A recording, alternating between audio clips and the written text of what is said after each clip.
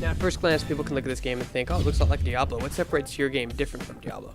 So the main thing that we really wanted to target was a sort of hardcore audience that sort of, they're really into sort of item systems, they're really into customizability, and they want something where, not every person is just using a cookie cutter build.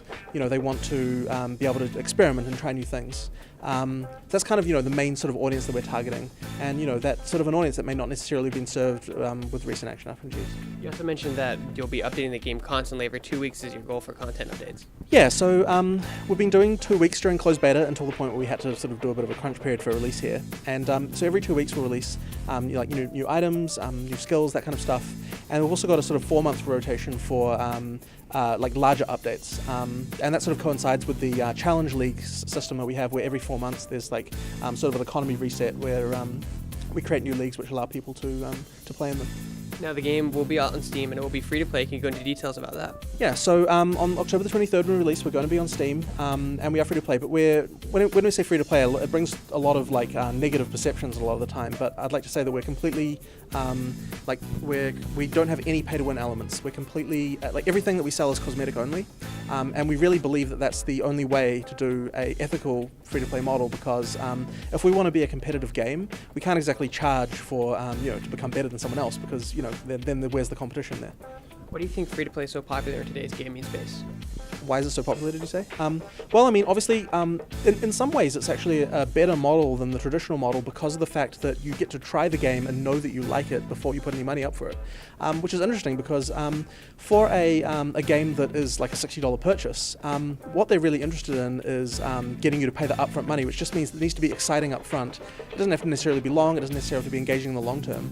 Whereas a free-to-play game, we make money when players stick around. So we have to make a game that's going to engage people for the ultra long term. It means that we want to design everything to be like, for example, like our giant passive skill tree. It's there because we want to make it so that people have to experiment for a really long time. We want people to be able to, in multiple years to come, to still be interested in trying out new things in Path of Exile. So it kind of forces us to design that way. Do you have a favorite class in the game you love to play?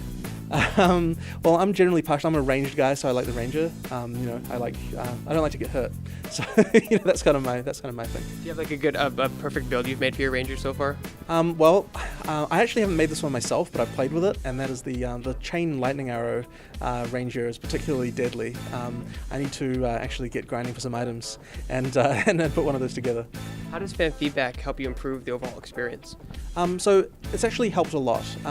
We had a really long closed beta. We've had a pretty long open beta as well, and we've made a huge number of changes since the beginning. I mean, players from the very early parts of the beta will tell you that the game is way different now. So it's been a bit of a thing. But on the other hand, you have to be really careful, because people don't like it when you change their build out from under them. Like if you want to nerf something and they're using it, they're going to complain about it.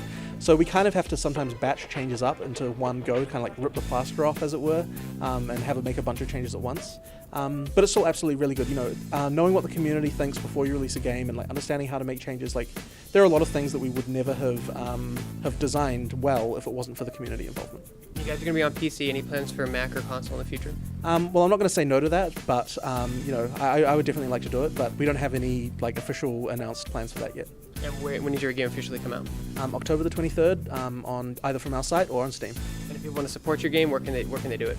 Pathofexile.com. Just buy one of the supporter packs. They'll be going away when we release, so get one now.